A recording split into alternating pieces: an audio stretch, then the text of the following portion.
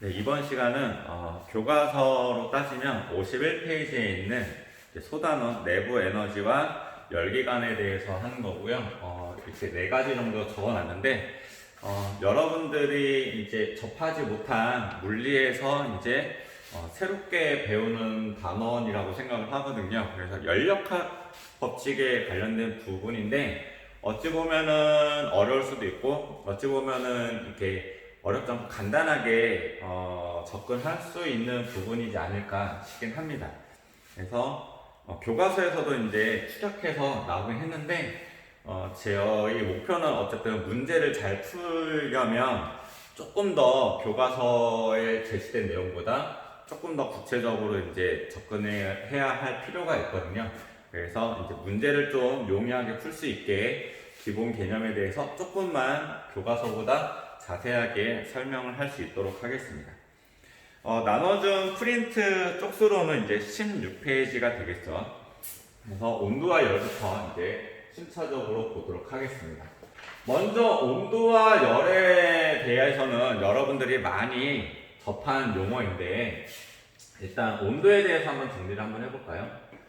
온도라고 하는 것은 교과서에서도 잘 나와 있는데 어떤 물체의 차갑고 뜨거운 정도를 수치로 이제 나타나는 거잖아요. 그래서 지금 온도가 몇 도다, 뭐 23도다, 바깥의 온도는 28도다, 뭐 이런 식으로 숫자로 얘기를 하는 건데, 요 이제 연력학 법칙에서 먼저 온도에 대해서 이제 얘기를 하려면 물체라고 하는 거는 어떤 이런 뭐 플라스틱이나 뭐 펜, 아니면 사람도 마찬가지인데 물체라고 하는 거는 원자 같은 어떤 분자나 원자 같은 입자들을 가지고 있죠.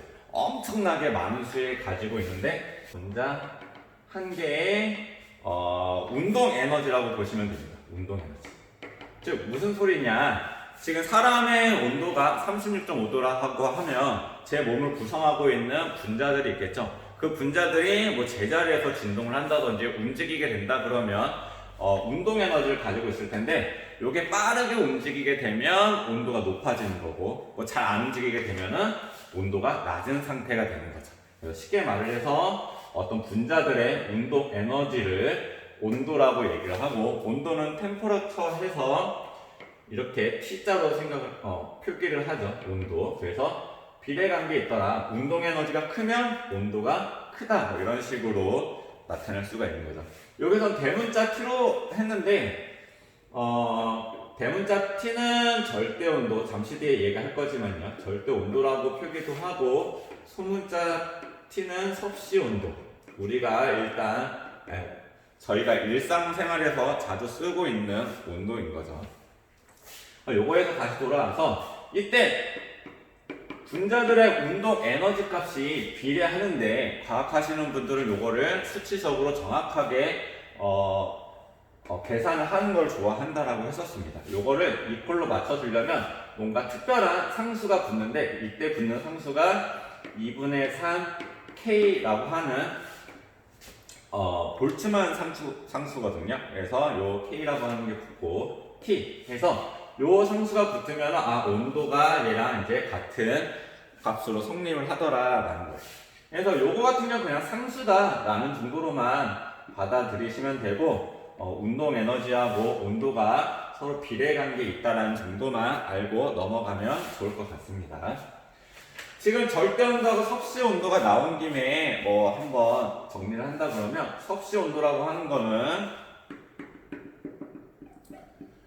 뭐 0도에서부터 물이 어는 점에서부터 물이 끓는 점 100도인 거죠. 요거를 100등분 한 값을 이제 섭씨 온도라고 하는 거죠. 그 다음에 이제 과학에서 많이 쓰는 켈빈이라고 하는 사람이 이제 켈빈 온도를 이제 가지고 왔는데 요거는 마찬가지 물의 어는 점을 273 켈빈에서부터 물이 어는 지점을 물이 끓는 지점을 373 켈빈이라고 해서 요거를 100등분 한 겁니다. 그래서 이 둘 사이의 관계를 예전에는 많이 물어봤거든요. 켈빈 온도는 뭐 섭씨 온도에다가 더하기 뭐만 하면 되냐? 273만 하면은 켈빈 온도가 된다라는 거죠. 예를 들어서 지금 바깥의 온도가 20도예요.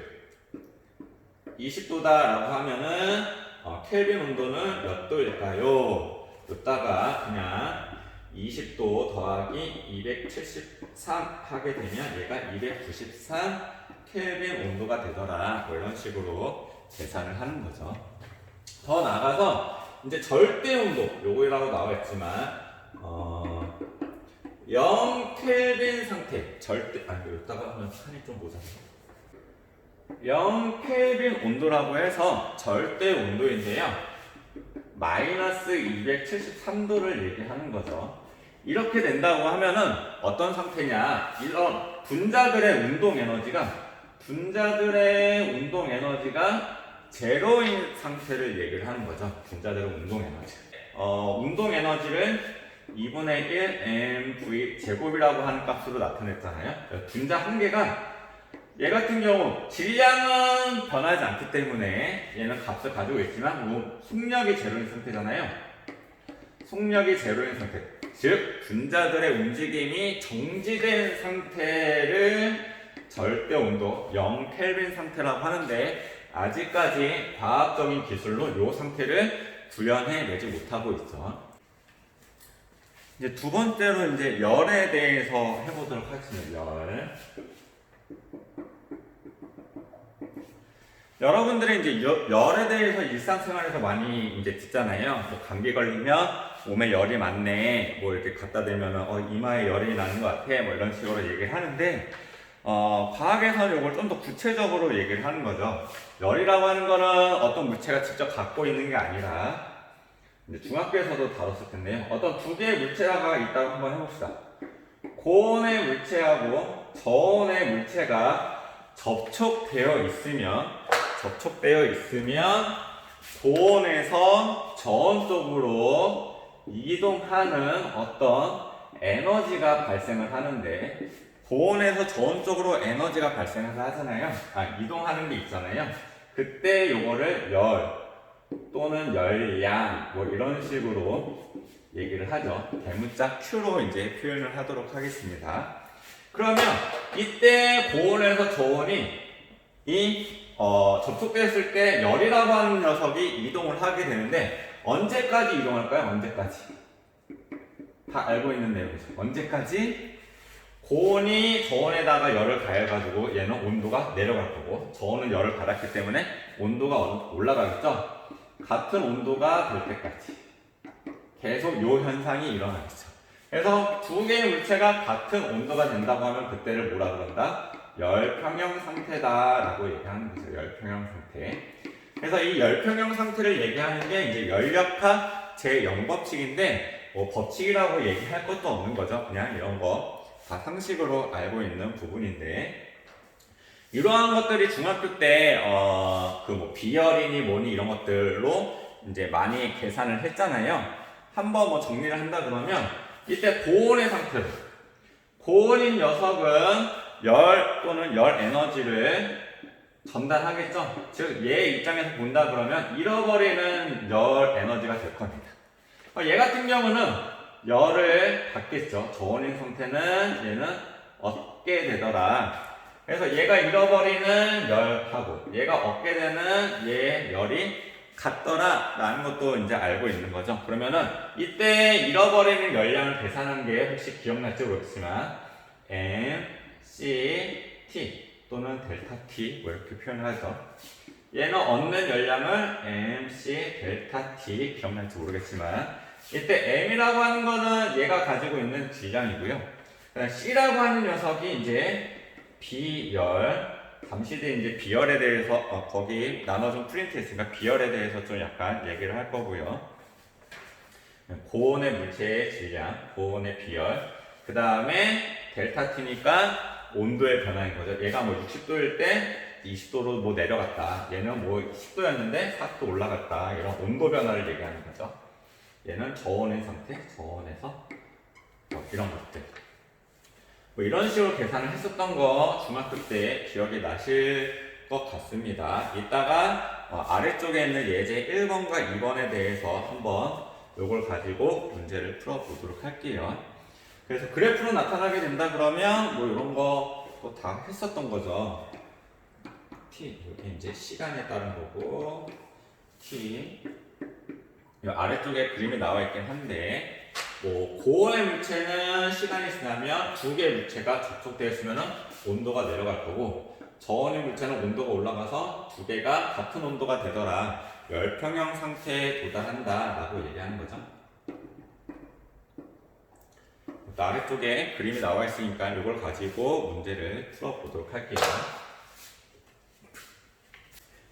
그래서 이제 나눠준 프린트 16페이지 바로 보게 되면 비열이라고 하는 용어 있죠. 요거 정도만 하나 언급하고 넘어가도록 하겠습니다. 비열이 가장 큰 물질이 뭐죠? 물이죠, 물. 물 같은 경우는 비열이 크다라고 한다 그러면 온도 변화를 하기 위해서는 더 큰 에너지가 필요하다 뭐 이런 식인 건데 비열이라고 하는 거는 정의가 어떻게 되냐면 1kg짜리 물질이 있으면 1도씨 올릴 때 필요한 열량을 비열이라고 하죠. 필요한 열량. 즉, 물 같은 경우는 1kg짜리를 1도씨 올리려면 필요한 열량이 많이 필요하다는 거죠. 즉, 다시 반대로 얘기한다 그러면 물 같은 경우는 온도 변화가 심하지 않다. 잘 안 변한다. 그래서 사람의 몸을 구성하는 게 물이 대부분을 차지하기 때문에 온도 변화가 심하지 않고 항상성을 유지한다라고 하는 거죠. 그런 것도 생물하고 연관되어서도 언급을 하는 거고 비열은 기호로 이제 소문자 C로 보통 얘기를 하고요. 요거를 수식으로 나타낸다 그러면 M 델타 T분의 Q로 나타내는데 단위까지 먼저 쓸게요. 킬로칼로리 퍼 킬로그램 도씨.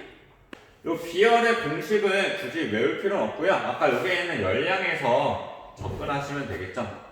Q는 MC 델타 T인데 이때 비열을 구한 거니까 따라서 비열은 이 두 개 넘어가서 질량에다가 온도의 변화분의 열량 이런 식으로 접근을 하시면 좀 더 편할 것 같습니다. 비열의 공식을 따로 외울 필요는 없고요. 그 다음에 아래쪽에 보면 열 용량이라고 하는 게 또 따로 있는데요. 얘는 대문자 C로 표현을 하고 비열하고 큰 차이는 없는데 얘는 킬로그램이 아니라 어떤 물체가 뭐 크기나 뭐 질량 상관없이 그 물체를 1도씨 올리는데 필요한 열량을 열 용량이라고 한다.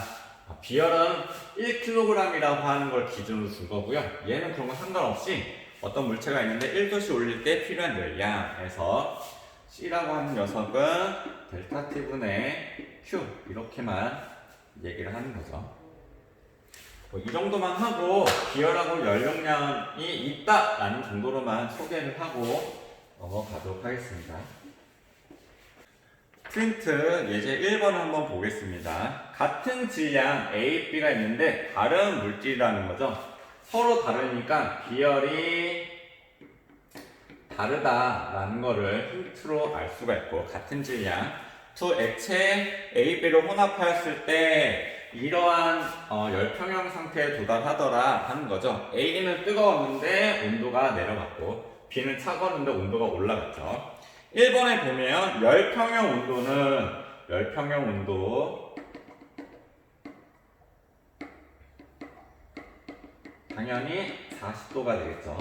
두 번째 A가 잃은 열량이 B가 얻은 열량보다 크다라고 되어 있는데 아니죠. 같다라고 되는 거죠. 같다. X가 돼야 되겠죠. 그 다음에 세 번째 액체 A, B, B열의 B는 열용량의 B는 뭐 이렇게 되어 있는데 한번 이걸 가지고 열량을 먼저 계산해 보도록 할게요. A가 잃어버린 거 A는 열을 잃어버릴 거고요. B 같은 경우는 열을 얻게 되겠죠. 그게 같은 값이다 라고 했잖아요. 요 열이라고 하는 거는 MC 델타 T 얘도 MC 델타 T A, B 이렇게 표현할게요. A의 질량하고 B의 질량은 같으니까 서로 고려할 필요는 없는 것 같고 요 A의 비열과 B의 비열을 가지고 비교를 하는 거잖아요. A는 온도 변화가 어떻게 됐어요? 80에서 40이 되니까 얘는 40 A의 B열. B 같은 경우는 20에서 40이 됐으니까 얘는 20의 B의 B열 뭐 해가지고 계산하면 이렇게 되는 거죠. 몇 대 몇인가요? 1대 2가 되는 거죠. 그래서 액체 A, B의 B열의 B는 몇 대 몇이냐? 1대 2가 되더라. 이렇게 보시면 되고, 네 번째 열용량의 B는 뭐 아까 위에서 그냥 쑥딱 넘어간데, 열용량이라고 하는 C는 질량하고는 상관없이 온도 변화분의 열 에너지잖아요. 열량 또는 열. 요 값이 동일하죠. 근데 지금 온도 변화가 얘는 2, 얘는 1. 근데 반대니까 얘는 몇 대 몇이가 될까요? 얘도 마찬가지 그냥 1대 2가 되겠죠. 뭐 간단하게만 하고 넘어가도록 하겠습니다. 그림이 좀 엉망이긴 하지만 중학교 때 많이 다뤘던 문제인데, 어떤 물에다가 금속을 직접 가열하면 온도가 엄청 올라가고 직접 온도를 잴 수가 없으니까 물에다 넣은 상태에서 이 물의 온도를 재면은 장시간 좀 놔두면은 같은 온도가 될 거잖아요. 그런 식으로 해서 처음 금속의 온도가 몇 도라고 했냐면 95도가 됐어요. 95도 여기 나와 있죠. 이 상태에서 지금 요 물이 열량계에 물이 들어가 있는데 물의 처음 온도가 15도예요. 15도. 15도였는데 이때 금속을 가지고 와서 꺼내서 여기다가 금속을 넣었더니만 이제 금속에 있는 어떤 높은 온도니까 열 에너지를 물한테 공급이 되는 거죠. 그래서 물 같은 경우는 처음에 15도였는데 45도로 온도가 올라가게 된 거고, 그럼 금속은 95도에서 45도로 온도가 내려간 거잖아요.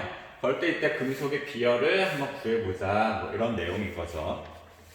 해보도록 하겠습니다.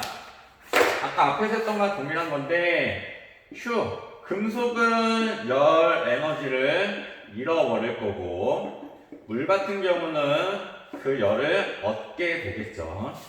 MC 델타 T, MC 델타 T. 얘는 금속일 거고요. 얘는 물. 금속의 질량, 여기다가 다 대입하면 되죠. 킬로그램 단위니까 200g이니까 얘는 0.2kg. 금속의 비열을 구하는 문제인 거죠. 이렇게 됐고, 금속은 온도 변화가 얼마가 됐죠? 95에서 45도니까 50도가 변화하게 된 거죠. 물의 질량은 100g, 그래서 0.1kg.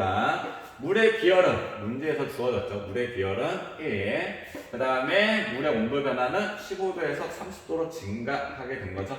이렇게 하게 된다 그러면 0, 없어지고 요거 없어지고 계산하게 되면 10 곱하기 금속의 비열은 3이죠. 따라서 금속의 비열은 10분의 3, 0.3이 되는 거고, 단위를 굳이 쓴다 그러면 킬로칼로리 퍼 킬로그램 도씨 뭐 이런 식으로 접근을 하시면 되겠죠.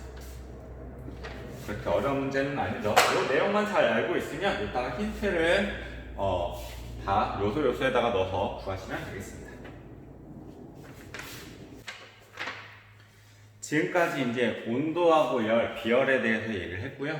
오늘의 이제 주인공이 이상기체 상태 방정식에 대해서 하도록 할게요. 열역학 법칙에서 교과서에서 언급한 것처럼 51페이지에 보면 열기관에 대한 얘기인 건데, 그 열기관인 거를 어떤 피스톤이라고 하는 것으로 아주 간단하게 이제 예시를 들어 놓은 거고, 여기에 대해서 뭘 얘기를 하는 거냐, 이 안에 기체 분자들이 들어 있는데 이 기체 분자들이 움직이면서 이 피스톤을 밀어낼 수도 있고 안으로 들어올 수도 있는 어떤 이 안에서의 부피라든지, 그 다음에 분자들 움직임에 따라서 온도, 그 다음에 이 피스톤이 받는 압력, 이 세 가지하고 연관된 거를 얘기하는 게 열역학 법칙이다, 또는 이상기체 상태 방정식을 얘기하는 거다라고 보시면 되겠습니다. 요거와의 관계식을 얘기를 하는 거예요. 관계식. 예를 들어서 이제 이 안에 있는 부피하고 그 다음에 그때 작용하는 압력하고의 이제 관계를 한번 한번 해볼까요? 열기관 내 피스톤 안에 이제 기체 분자들이 엄청나게 많이 들어있는데 셀 수도 없이 많이 들어있죠. 그래서 그때 분자 개수를 셀 수가 없어서 이제 표현을 하는 방법인데요. 예를 들어서 일일이 다 셌더니만 n개가 들어있다 라고 가정을 해봅시다. 근데 너무나 많으니까 요거를 세트로 막 묶어보고 싶은 거예요. 그래서 요거를 6.02 곱하기 10의 23제곱 세트로 23제곱 값으로 요거를 묶어서 표현을 하자라고 하는 게 1몰이라고 하는 이제 화학에서 쓰는 값인 거죠. 그래서 요 안에 있는 게 n몰 개가 들어있다 라고 보통 얘기를 하고요. 어떤 경우는 그냥 분자수 전체를 표현하기도 하고 몰수 개념으로 표현하기도 해요. 그냥 어쨌든 분자의 개수를 얘기를 하는 거니까 그렇게 어렵지 않게 생각을 하시면 좋을 것 같고요. 요거를 아보가드로의 수라고도 얘기를 하는 거죠. 그거는 이제 화학 시간에 다룰 거니까 어쨌든 분자의 개수를 다루는 용어다. n몰개라고도 보통 얘기를 하도록 하겠습니다. 어쨌든 이 안에 분자의 개수가 엄청나게 많은데 막 사방팔방 움직일 거예요. 근데 이제 설명을 용이하기 위해서 얘는 오른쪽 방향이나 또는 왼쪽 방향 이렇게 좌우로만 움직인다라고 한번 가정을 해볼게요. 그러면 이 분자가 일정하게 움직이는데 여기 와서 한번 부딪히고 이쪽에 있는 녀석도 여기 와서 한번 부딪히고 다시 갔다가 다시 부딪히고 하게 된다 그러면 이 피스톤 같은 경우는 힘을 받아서 바깥쪽으로 밀려나겠죠. 그러면은 부피가 증가할 거예요. 그렇죠. 부피가 증가하고 있으면 얘가 다시 가서 얘를 부딪히고 다시 돌아와서 이렇게 하니까 부딪히는 횟수가 어떻게 될까요? 줄어들겠죠. 얘가 때리는 힘의 세기가 줄어들 겁니다. 즉 압력이라고 하는 녀석이 감소하겠죠. 이때 압력이라고 하는 녀석은 압력 P는 뭐하고 연관성이 있냐면 단면적일 때 단면적을 이것도 다 표기를 해놔야 되네. 단면적을 A라고 할게요. 어떤 책에서는 단면적을 S라고도 하고 A라고도 하는데 전 A라고 하겠습니다. 단면적 1제곱미터당 이때 누르는 힘 단위 면적당 1제곱미터 가로 1m, 세로 1m를 어떠한 힘으로 누르고 있을 때를 압력이라고 얘기를 하거든요. 그래서 1제곱미터당 면적이니까 미터 제곱당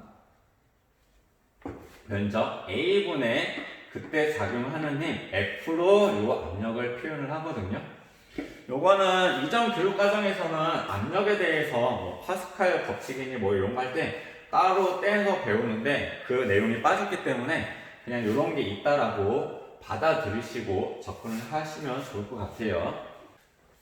다시 여기 피스톤으로 돌아와서 분자가 때려서 얘가 힘을 받으면 단면적에 힘이 작용을 하는 거죠. 그러니까 압력이 작용해서 부피가 커졌는데 부피가 커졌더니 시간이 지나면 얘가 갔다가 왔다가 해가지고 때리는 힘의 세기가 약해지겠죠. 즉 압력이 작아진다는 거죠. 반대로 한번 해볼까요? 만약에 피스톤이 이 안쪽으로 들어왔어요. 안쪽으로 들어오게 되면 분자가 한 번 때릴 거를 때리고 왔다가 여기 때리는 횟수가 부딪히는 횟수가 많겠죠? 여기에 있는 경우보다 많으니까 충격을 더 많이 줘서 압력이 증가하게 되더라. 부피가 작아지면 압력이 증가하고 부피가 커지면 압력이 작아지는 즉 반비례의 관계에 있다라는 거를 하나 알 수가 있는 거죠. 요게 무슨 법칙이냐면 보일의 법칙입니다. 화학 시간에 다루는 보일의 법칙. 압력하고 부피와의 연관성 얘기하는 거죠. 두 번째, 또 뭐하고 연관성이 따질 수 있느냐. 이 안에 분자들이 온도가 높아서 온도가 높다라는 거는 얘 운동 에너지가 크다라고 했었던 거죠. 분자들의 운동 에너지는 아까 온도하고 비례관계에 있다라고 한 거 맨 처음에 얘기했던 거죠. 쉽게 생각한다 그러면 온도하고는 온도가 크면 움직이는 속도가 빠르니까 부딪히는 횟수가 많을 거고 그럼 부피가 커지겠네 뭐 이런 식으로 생각하면 되겠죠. 그래서 부피하고 온도하고는 비례관계에 있더라 라는 거를 두 번째 관계를 알 수가 있습니다. 세 번째, 또 뭐하고 연관성이 있느냐. 이건 n몰의 뭐 분자의 개수라고 했는데 분자의 개수가 훨씬 더 많아요. 많으면 얘가 한 번 때리고 얘가 한 번 때리고 하는 거니까 분자의 개수가 많으면 많을수록 얘가 더 압력이 많이 세게 작용하겠죠. 그러니까 뭐 압력이 세게 많이 작용한다기보다는 부피가 어쨌든 커지게 증가하게 되겠죠. 즉 부피라고 하는 녀석은 분자의 개수하고도 비례관계에 있더라. 많으면 많을수록 더 많이 작용할 거니까.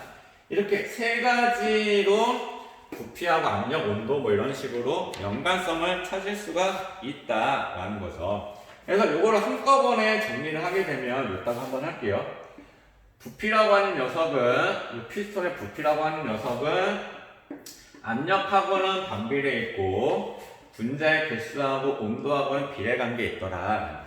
그럼 과학 하시는 분들은 이런 거 이퀄로 만들어지는 걸 좋아한다라고 했죠. 그럼 요게 어떤 특별한 상수가 붙는데 요게 기체 상수라고 하는 R 값을 붙고 P, N, T 뭐 이런 식으로 접근을 합니다.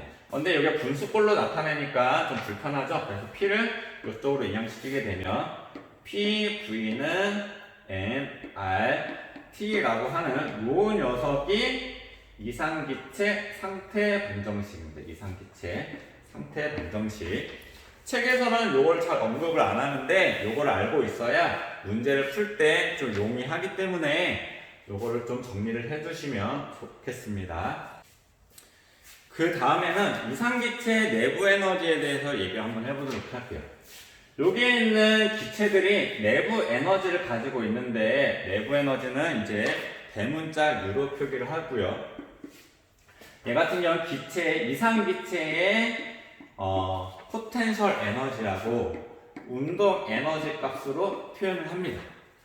먼저 이상기체라는 말은 뭐냐면 원래들은 기체들끼리도 이게 부딪히면은 에너지를 막 교환을 하고 에너지가 뭐 소실되거나 아니면은 얘네들이 붙어 있으려고 하는 어떤 점성이 작용한다거나 할 때 어떤 위치, 이상기체의 포텐셜 에너지가 작용한다라고 얘기를 하거든요. 기체들끼리 결합에 연관된 에너지들이에요. 요건데 이상기체는 그러한 것들이 없다라고 하는 뭐 충돌이 일어나지 않거나 그 다음에 결합이 되지 않는다라고 가정을 한 기체들이다 라고 생각을 하시면 됩니다. 그래서 결합과 연관되어 있는 이상기체의 포텐셜 에너지는 제로 상태로 얘기를 하는 거고 내부 에너지라고 하는 녀석은 이 피스톤, 기관, 열기관 안에 있는 기체들의 내부 에너지는 뭐하고만 연관성이 있느냐? 운동 에너지하고만 연관성이 있으냐? 기체들의 운동 에너지를 어떻게 표현하냐면 이 값은 2분의 3 nR T 요 값으로 표현을 하거든요. 외워야 되는 거긴 한데 굳이 요 숫자를 외울 필요는 없고요. 이때 운동 에너지는 뭐하고만 연관성이 있다? 요 온도, T 온도라고 하는 녀석. 어쨌든 이때 운동 에너지는 온도하고만 연관성이 있다. 즉 내부 에너지라고 하는 녀석은 온도하고만 연관성이 있다. 온도가 크면 클수록 내부 에너지도 커진다. 뭐 이 정도만 연관성을 가지고 생각을 하시면 되겠죠. 그래서 온도가 커지면 내부 에너지가 증가한다. 뭐 이런 식으로 접근을 하시면 되겠습니다. 뭐 어려운 내용은 아닐 거예요. 예를 들어서 지금 이제 기체가 하는 일을 했는데 이 안에 이제 기체 분자들이 막 들어가 있는 거죠. 그래서 델타 V라고 하는 거니까 부피의 변화량 값을 얘기하는 거죠. 그때 변화량 값이 만약에 플러스 값을 갖는다. 이때 델타 V라고 하는 거는 나중 부피에서 처음 부피를 뺀 값이 되는 거죠. 나중 부피에서 처음 값을 뺀 값이니까 즉 플러스 값이 됐다는 소리는 나중 부피하고 처음 부피를 비교한다 그러면 누가 더 큰 상태일까요? 나중 부피가 더 커야 되겠죠. 여기서 요걸 빼서 플러스 값이 나오려면은 나중 부피가 크다라고 하는 상태인 거고, 요 크다라고 하는 소리는 무슨 소리냐? 요게 부피가 팽창이 됐다라는 거를 설명을 하고 있는 거죠. 부피가 팽창을 했다. 그러면 원래 피스톤이 여기 있었는데 부피가 팽창을 해서 이런 식으로 부피가 증가했어요. 그러면은 요 안에 있는 기체들은 요 피스톤을 밀어내게 된 거죠. 즉 기체들이 뭘 했냐면 일을 했다라고 표현합니다. 일을 했다. 요 표현이 엄청 중요합니다. 문제에서 기체는 일을 했을까요? 받았을까요? 뭐 이런 식으로 물어본단 말이에요. 그래서 기체들이 일을 했다, 뭐 이런 거를 잘 생각을 해 놓으셔야 됩니다. 기체가 외부에 일을 했다 라고 표현을 합니다. 그럼 반대로 요 기체의 변화량이 마이너스 값을 갖는다는 소리는 나중 부피하고 처음 부피로 따졌을 때 누구의 부피가 더 큰 거예요? 처음 부피가 더 큰 거죠? 즉 여기 있었는데 피스톤이 안으로 들어온 거죠. 즉 부피가 어떻게 됐냐면은 감소했다라는 거고, 부피가 감소 또는 수축했다라고 얘기를 하는 거죠. 부피 감소 또는 수축했다라고 얘기를 하고, 요거는 바깥쪽에 있는 녀석에 의해서 안으로 들어와서 힘이 작용해서 부피가 작용했기 때문에 요 안에 있는 기체들의 입장에서 봤을 때는 이를 받은 상태가 되는 거죠. 이를 받았다라고 표현합니다. 이를 받았다, 외부에서 이를 받았다, 뭐 이런 식으로 표현을 합니다.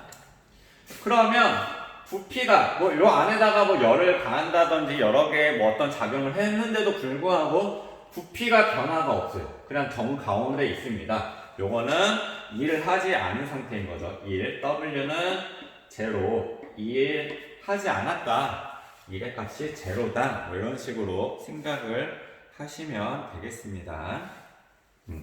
그래서 이때 1이라고 하는 녀석을 좀 더 구체적으로 표현할 수가 있는데 어떻게 표현하냐면 지금 요 위에다가 쓸게요. 1이라고 하는 녀석 이렇게 이거 너무 심해.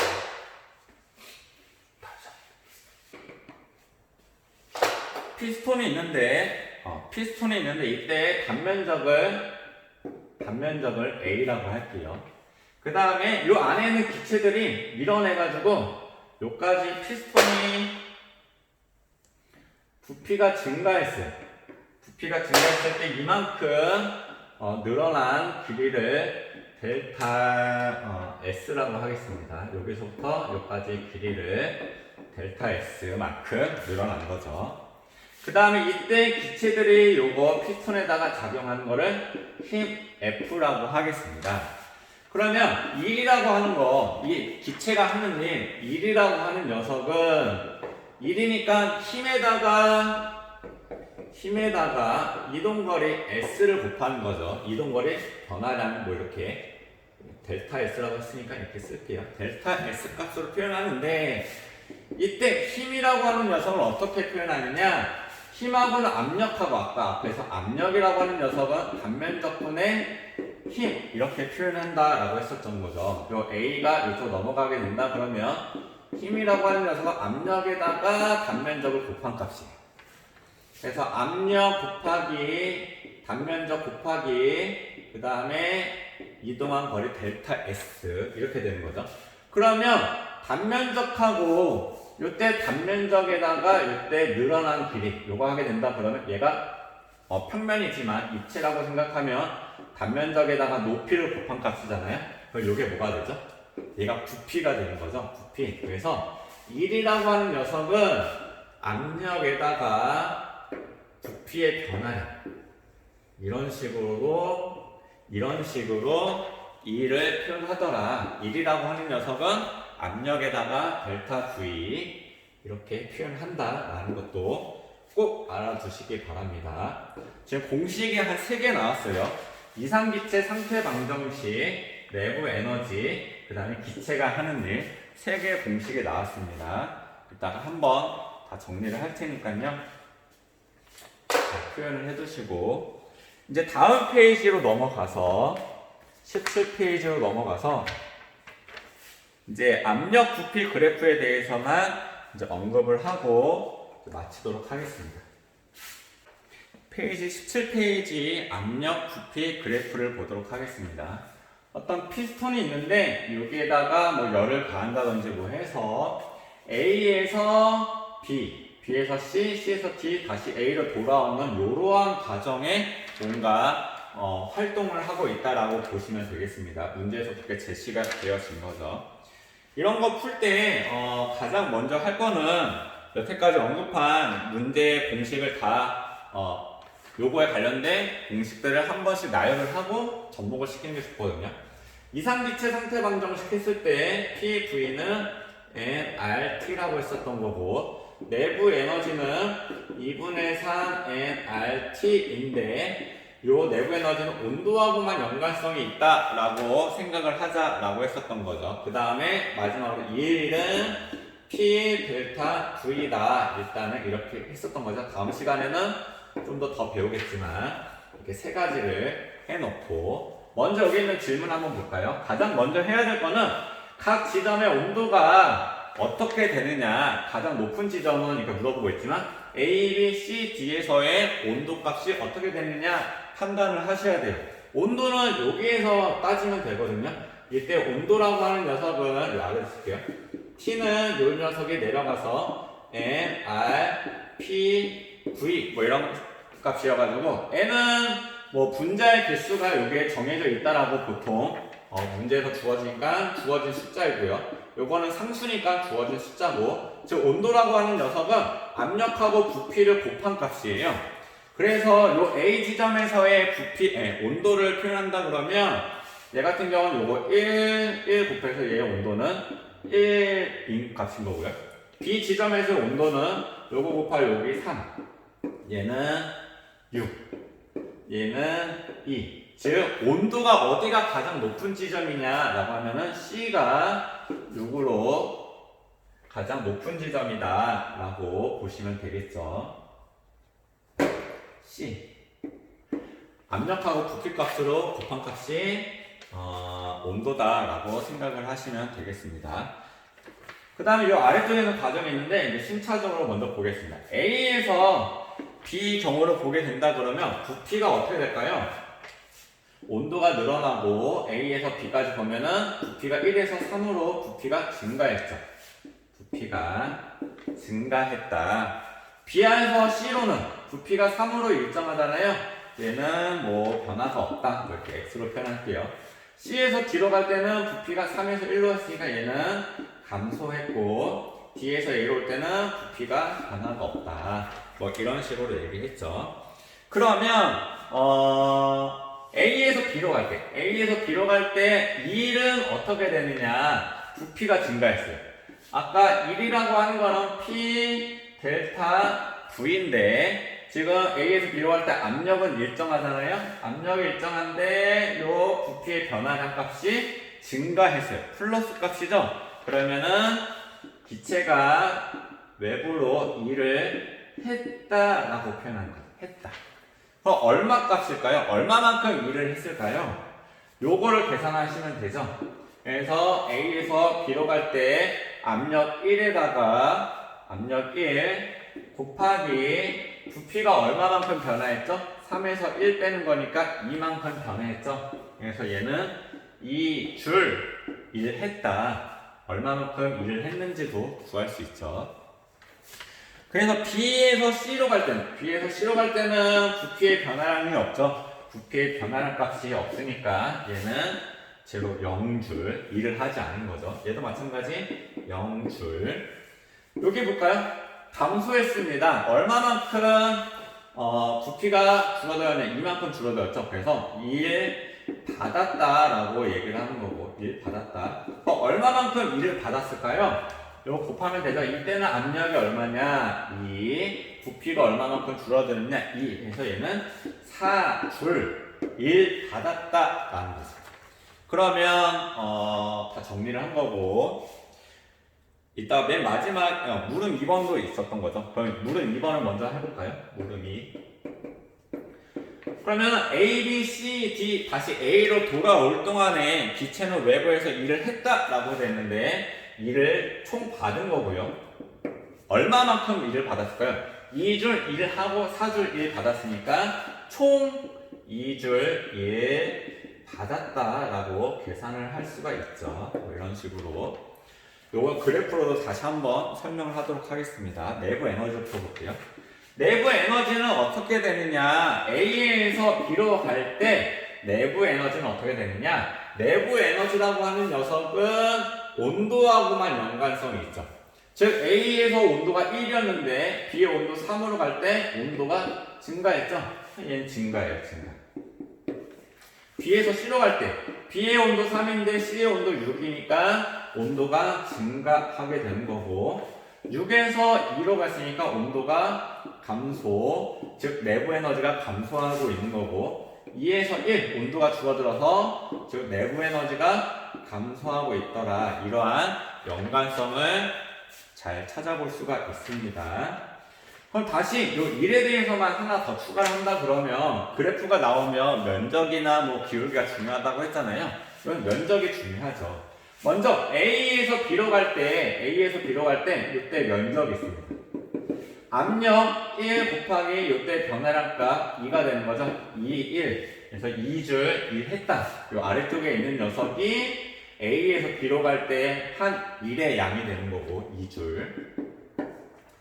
B에서 C로 갈 때는 1 상관없고 C에서 D로 갈 때 이때 면적이 생기잖아요. 이때 면적 세로 2 가로가 2니까 총 4줄 1 받은 거죠. 4줄 1 받았다라고 표현을 한 거죠. 그러면은 요 전체 면적에서 이쪽 방향이니까 1 받은 거에서 1을 한 녀석을 빼면 요 안에 있는 사각형의 면적 요 사각형의 면적은 얘가 1, 얘가 2가 되니까 총 2줄 1 받았다라고 되는 거죠. 요때 방향이 되게 중요합니다. 요 방향이 1을 받은 방향 1을 한 방향 뭐 이런 거니까 방향 잘 고려하시고 면적을 가지고도 1의 양들을 계산을 할 수가 있다. 요게 부피 P 그 다음 요게 있는 게 델타 V가 돼서 P 델타 V 1 이런 식으로 계산을 하게 되겠죠. 이번 시간은 이상기체 상태 방정식 내부 에너지 기체가 하는 일 해가지고 그 생소한 부분이라고 생각을 하거든요. 그래서 좀 어렵게 느껴질 수가 있는데 이런 식으로 조금만 잘 연습을 하면 그렇게 난이도 높은 문제가 나오는 파트는 아니기 때문에 잘 적응할 수 있을 것 같습니다. 다음 시간에는 요 부분과 연관된 예제 문제도 풀어보고 이제 연력학 제1법칙, 제2법칙도 언급을 하고 마무리할 수 있도록 하겠습니다.